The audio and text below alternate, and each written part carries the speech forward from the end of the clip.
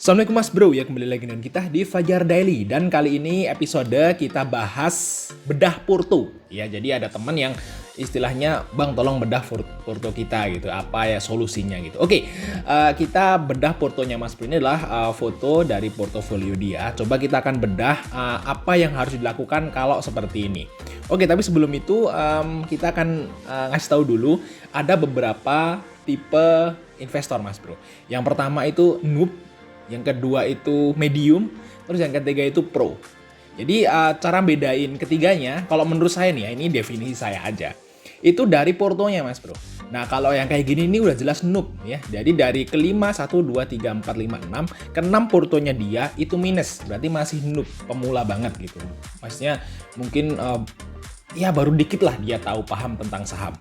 Nah pemilihan sahamnya juga dia kayaknya beli-beli di pucuk, terus kayak kepik ini kan dia nggak gerak-gerak gitu. Jadi masih belum bisa dia milih saham.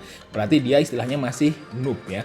Jadi mungkin temen yang nge-share portofolio ini pekerja ya. Dia bekerja di misalnya di punya kerjaan di offline lah, bahasa seperti itu. Jadi nanti solusinya juga beda bagi temen yang istilahnya itu dia full time trader Mas Bro.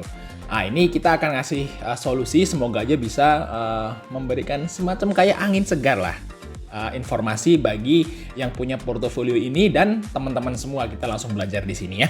Oke, kita lihat investasinya Mas Bro ya, 15 juta. Maksud saya itu ini udah terlalu besar bagi orang ini harusnya ya, karena memang dia belum paham saham tapi udah injek 15 juta gitu. Menurut saya kalau misalnya mohon maaf aja ilmunya kalau seperti ini ya main dulu lah 1 juta 2 juta gitu, jangan langsung gede seperti ini. Oke, kita lihat yang pertama adalah GGRM. GGRM itu dia AVG-nya 37.400. Mas Bro lihat di sini GGRM itu dia udah minus 12%. Jadi udah berkurang 460.000 ya kalau dijual sekarang gitu, masih floating loss. Kita coba lihat untuk GGRM. Jadi kalau GGRM, kalau Mas Bro lihat di RTI, itu memang EPS-nya itu terus menurun. Ya ini dari tahun 2019, 5.600 jadi 3.900 dan sekarang diproyeksikan cuma 2.400. Istilahnya memang kinerja dari GGRM itu dari tahun ke tahun terus menurun Mas Bro. Terus kalau kita lihat dari dividend yield-nya memang gede, 8%. Nah ini bisa jadi istilahnya tenang lah bagi investor karena tetap dapat dividen gede nanti di tahun yang akan datang. Tapi sekarang udah bagi dividen, Mas Bro. Nah, di sini untuk DER-nya masih aman ya. Istilahnya GGRM itu masih aman lah. Nggak bakal lah GGRM itu jadi gocap. Oke, kita lihat di sini dividennya 2.600 dan GGRM ini aneh kalau menurut saya. Dari dulu sampai sekarang 2.600 terus ya. Nggak peduli dia net profit berapa, EPS berapa, tetap aja ngasihnya segitu. Oke ya, aneh gitu, nggak berubah-berubah dividennya. Kita jadi kalau nggak berubah-ubah seperti ini itu bisa jadi trigger di masa yang akan datang, di tahun-tahun akan datang. Biasanya kalau ada, GGRM mau rups nih, mau bagi dividen, udah tahu nih 2.600 pasti nanti sahamnya merangkak naik gitu. Oke, kita lihat di sini GGRM 3.700 ya, itu mungkin Mas Bro ini beli di sini nih ya. Kayaknya dia holdnya juga agak lama, mungkin di sekitar sini nih belinya. Nah di sekitar sini, nah di ini kali, mungkin di candle merah ini, maybe ya, atau mungkin di sini ya dari bulan Januari, tapi kayaknya mungkin di sini. Nah, dikira ini udah turun ya, dulu tuh 40.000, wah sekarang itu turun gitu ya. Pas waktu habis bagi dividen nih mesti dia beli gitu misalnya. Nah ini malah unlock terus. Jadi GGRM itu kalau Mas Bro lihat di sini memang sentimennya negatif ya karena cukai rokok itu mau dinaikin sama pemerintah, cuman ada pandemi ini jadi ditunda. Nah ini kalau pandemi selesai itu bisa direalisasi mungkin ya, jadi semakin mahal nanti rokok. Jadi itu sentimen negatif buat GGRM. Nah GGRM ini pas turun di sini Mas Bro, support 32.800 ya. Jadi tunggu aja nanti kalau mau average down ya di sini aja di 37.50 ya di sini ya. 30.750 dan menurut saya kalau 3.700 mendingan di AVG down aja ya, AVG down aja nanti jadi sekitar 33.000 lah kalau udah turun di sini nih baru AVG down ya. Atau di support yang di sini. Ini beli AVG down terus Mas Bro dapat AVG di 33.000 atau 32.000. Ini tunggu aja, nanti tahun depan insya Allah kejemput pas waktu mau pembagian dividen ya. Ini dividennya baru ya, Juli ya, kemungkinan Juli tahun depan. Berarti sabar setahun. Bagi temen yang nyangkut di sini nih, yang punya Purto ini, sabar aja GGRM ya. Nggak usah cut loss kalau memang mau nunggu gitu. Oke, yang kedua, kita langsung yang kedua aja biar cepat. Yang kedua itu adalah Kepik ya. Kepik di sini kita lihat Kepik. Kepik ini adalah salah satu grup dari MNC ya. Jadi grup MNC. Jadi grup MNC itu biasanya kalau dia naik bareng ya. Naik bareng MNCN, terus ada Kepik, BMTR, terus ada apa lagi BHIT, BABP, MSIN. Nah, itu bareng-bareng tuh biasanya naiknya kalau mau naik. Dan kalau Kepik ini memang nunggu bandar goreng, Mas Bro. Di sini sempat digoreng ya waktu bulan ini ya. Bulan ini adalah ada berita MNC Lido City yang di Lido sana itu. Ya, punyanya Kepik ini, dia mau bikin MNC Land. Nah, bikin semacam kayak wahana, kayak Disneyland tapi versi Indonesia gitu. Wah, itu beritanya muncul, baru berita tok, itu langsung digoreng, tung, sampai ke 20.000, terus turun lagi. Ini setway lagi di sini. Ini lihat ya, setway-nya di 105 dan 113. Cuman di situ mantul-mantul, tueng. Lemot gitu gerakannya. Terus ini sempat digoreng, ini apa ya, bulan Juni itu kemarin itu ya. Pokoknya pas MNC semuanya naik. Oh, penghasilannya dari ini IPTV naik, IPTV naik, ini juga ikut naik gitu. Gitu ya, mau arah ini. Habis itu turun lagi, balik lagi ke 105, 113 gitu. Jadi garis warna merah ini. Tong. Nah, kalau misalnya Mas Bro itu di sini kan 138. Nah, mungkin dia beli di sini nih. Nah, di sekitar sini nih ya. Nah, ini kurang tepat cara belinya dia. Belum pro bahasanya. Oke, di sini nih dia beli ya. Padahal harusnya kalau misalnya udah ya minimal medium lah ya ilmunya, itu nggak mungkin beli di sini. Mungkin mesti nunggu di sini. Tetap aja ini ya yang setway lama ini. Harusnya nunggu di sini. Jangan beli di sini ya. Tunggu aja sampai ke garis 105 sampai 110 lah. Ambil di situ. Itu berarti dia udah bisa ngambil. Tapi kalau masih nggak bisa ngambil di 138 ya berarti memang masih noob ya. Oke, kalau misalnya Kepik santai aja. Kalau menurut saya FVG down aja, nanti biar dapat AVG 113 lah ya, biar dapat AVG di bawah 113 sampai 115. Nanti tinggal tunggu aja, nanti bandar goreng langsung bisa keluar. Seperti itu sih. Dan kalau Kepik ini lihat ini ya broker EP ya, di sini EP itu MNC ya, brokernya MNC. Coba kita lihat untuk Kepik. Ini apa nih? GGRM masih ya. Kita lihat Kepik dulu, tak contohin. Nah, ini dia Kepik. Biasanya kalau EP udah mulai akumulasi, biasanya mau digoreng ya. Kita lihat di sini broker Semeri kemarin ya, tanggal 30. Mana ada EP? Ini EP nih ya. EP ini masih akumulasi dikit-dikit ya. Kalau EP itu udah jadi top buyer nih ya, mungkin langsung akan digoreng Mas Bro ya. Tunggu aja, berarti EP masih tektokan aja nih. Ya masih tektokan, nih masih di tektok, masih belum ada big akumulasi ya. Ya ini kan masih tektokan aja nih.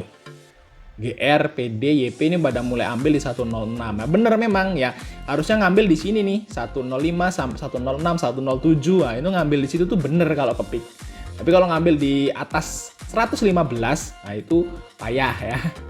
Jangan ambil di situ. Kalau ngambil di sini ini udah bener. Tinggal tunggu nanti cuan kalau Kepik ini. Nah, kalau misalnya temen ini kan dia di 138. Nah, kalau bisa beli aja average down jadi sekitar 115 ke bawah lah. Nanti biar kalau digoreng langsung bisa keluar. Oke, kita lihat yang emiten berikutnya adalah Lippo Karawaci, LPKR. Sini LPKR. Lippo Karawaci ya, di sini properti ya. Kalau properti memang sabar Mas Bro, harus sabar. Properti itu nanti corona mereda baru dia mulai gerak. Di sini AVG-nya 212, tinggi nih ya kayaknya. Di mana nih 212? Di sini Mas Bro, tinggi. Dia dibeli di sini ya, di sekitar ini nih ya. Di 212 di sini mungkin. Apa mungkin di sekitar sini nih belinya ya? Nah di sini nih, atau di sini. Ya pokoknya di box inilah. Nah, kalau Mas Bro lihat Lippo Karawaci itu di box ini termasuk mahal ya, di antara 193 sampai 220 ini termasuk udah di atas. Ya, termasuk udah di atas. Mas Bro lihat historinya di atas. Jadi kalau ngambil Lippo Karawaci ya sekarang ini termasuk udah murah. Tapi kalau bisa nunggu di sini kalau saya 130 sampai 142. Ya, kalau memang dia mau turun kalau misalnya saya pengen beli, saya akan beli di 130 sampai 142 di antara box ini saya beli. Nah, kalau ngambil di sini berarti istilahnya ngambil di atas. Ya, terus mau pengen kemana? Mau pengen ke 253. Jadi istilahnya kalau Mas Bro tuh ngambil di sini di 200-an itu naik ke atas cuman dikit, turun ke bawahnya banyak. Istilahnya kemungkinan untungnya lebih kecil daripada kemungkinan rugi kalau beli di sekitar 200-an. Tapi kalau Mas Bro ngambil di sini ya 130, kemungkinan ruginya dikit, kemungkinan untungnya gede. Nah, kalau investor harusnya seperti itu ya. Ya mungkin karena ini belum paham ya. Kalau misalnya Lippo Karawaci tunggu aja, jangan cut loss. Sabar kalau ini mah. Nanti juga akhir tahun insya Allah juga kejemput kok. Nanti udah corona mereda. Tapi kalau saya sih AVG down aja nanti. Kalau udah ini masih turun lagi misal di 130 sampai 142 beli aja ya. Beli aja nanti biar average-nya itu bisa jadi di bawah 193. Di average-nya kalau bisa di sini nih Mas Bro. Di antara 163 sampai 193 ya. Di sini average-nya nanti biar cepat kejemput. Dan untungnya juga cuan lumayan sampai 220 nanti. Nah itu Lippo Karawaci. Sabar kalau Lippo Karawaci masih santai. Oke, yang selanjutnya apa nih? Lippo Karawaci Breeze. Nah, Breeze ini bahaya nih kalau menurut saya nih Breeze. Breeze ini yang berbahaya ya. Breeze itu dia dapat berapa nih? Breeze ya. Breeze dia minusnya nggak ada, berarti baru ngambil kemarin ya. Kalau tadi GGRM udah minus 12%. Terus ke peak udah 23%. Tinggi banget. Oke, kita bahas Breeze. Breeze di sini itu candle-nya nggak enak banget kemarin. Kalau Mas Bro lihat di sini candle-nya Breeze ingetin kemana? Kalau Mas Bro lihat candle ini inget mana? Inget di sini. Dan ini nih. Inget banget, nih mirip banget. Candle ini lihat tanggal 18 Januari, Mas Bro bandingin dengan sini tanggal 30 Juli. Ini hampir sama candlenya. Dan kalau emang kayak gini ya nanti tung. Oke, jadi kalau misalnya Breeze Mas Bro beli di sini itu termasuk udah di pucuk ya. Udah tinggi nih Mas Bro. Di box ini ya, di box antara 2450 sampai 2830. Itu udah termasuk mahal. Ini kan udah mulai itu naik, terus dia nggak kuat. Jadi udah 4 hari, 1, 2, 3, 4 hari, Breeze nggak kuat nembus 2830. Nggak kuat. Tapi kalau misalnya dia bisa tembus, nah mungkin Mas Bro bisa jadi ke 3600 lagi. Tapi ini nyatanya nggak sanggup, udah 4 hari, 1, 2, 3, 4. Dan hari keempatnya malah longsor ke bawah ya. Nah ini kalau itu bisa ke sini lagi nih, 2450. Ya 2450, kalau tembus lagi ya nyampe 220, tembus lagi jadi 191 990. Kalau menurut saya Breeze itu harga fairnya Breeze itu ya sekitar 1900 sampai 2000 lah. Saya baru berani beli. Kalau yang lebih murah lagi mentok di 1700 ini ya. Kalau misalnya udah di bawah 1990, Breeze itu murah. Ya, di bawah 1990 itu Breeze tuh murah, apalagi dapat di harga 1700-an. Nah, ya dulu kemarin yang ini saya ikut nih di 1700-an, terus saya jual di sini ya. Tapi saya nggak ngikut, habis ke atasnya udah nggak ngikut lagi. Ya, saya ngambil di sini aja. Jadi kalau Breeze menurut saya sih bahaya ya ini ya. Tunggu aja candlenya. Kalau misalnya candlenya itu sampai nyentuh ke 2450, mending cut loss aja, nanti ambil di bawah gitu. Kalau Breeze sih. Tapi kalau misalnya mau average down ya boleh-boleh aja. Tunggu aja nanti kalau udah sampai ke sekitar 1900 lah atau 2000, itu bisa tuh average down. Tapi kalau sekarang sih tunggu aja dulu, wait and see. Untuk Breeze ya. Siapa tahu nanti dia bisa tembus ke atas lagi ya nggak? Ya kan santai aja ya untuk Breeze. Soalnya ini juga termasuk istilahnya big cap ya, santai gitu. Oke, Breeze sudah terjawab. Selanjutnya adalah BJTM. Wah, ini yang ngasih dividen gede nih, BJTM nih. BJTM itu kan Jawa Timur ya. BJTM. ya bangunan Jawa Timur ya. Kita lihat orang Jawa Timur nih, siapa sih arek Surabaya. Oke, kita lihat untuk BJTM di sini EPS-nya kan tinggi nih BJTM-nya. Mungkin yang beli di sini nih apa namanya? Pengen dividen gede nih ya. Dividennya gede nih lumayan nih. 48.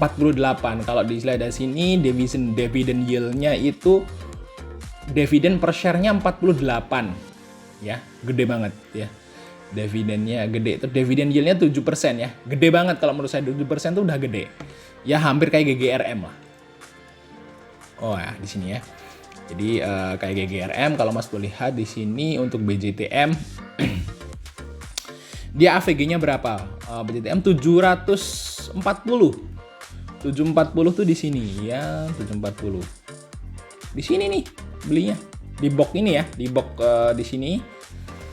Di box di sini padahal dia baru bagi dividen di sini. Mungkin dia habis bagi dividen baru beli gitu di sini ya. Wah, ini candle merah nih dia beli di sini. Padahal kalau Mas lihat BJTM itu longsor. Bisa dalam ya ternyata nih. Lihat nih BJTM nih. Sekarang ya. Sekarang berapa sih BJTM itu?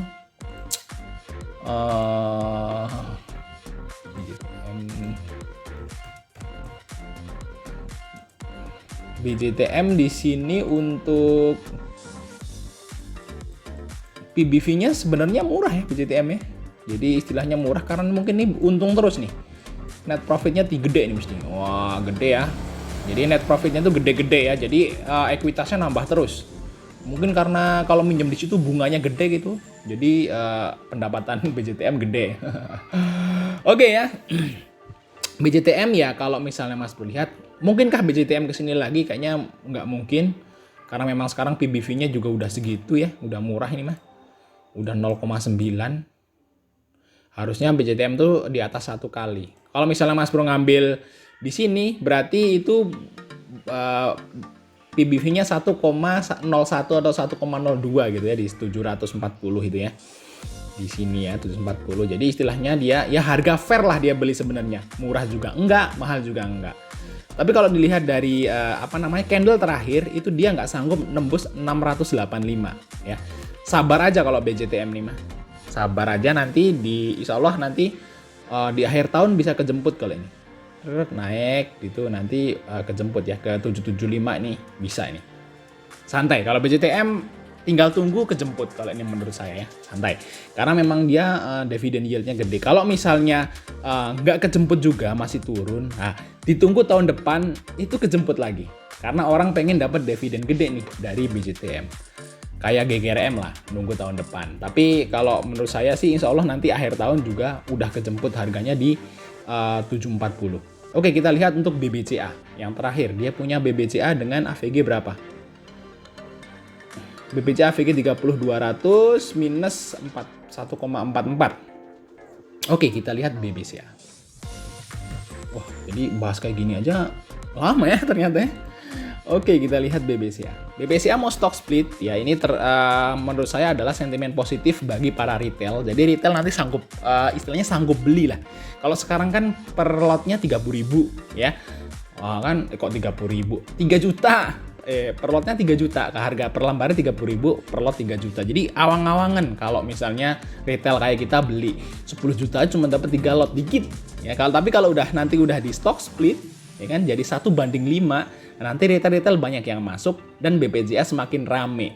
Istilahnya jadi semakin liquid. Dan bisa aja nanti karena rame, banyak orang yang mau beli, harga sahamnya akan naik. Nah, jadi istilahnya BPJA sih oke aja. Di AVG-nya 30.200. Di sini nih ya, 30.200. Nah, dia ambil di sini Mas Bro. Di atas juga ya.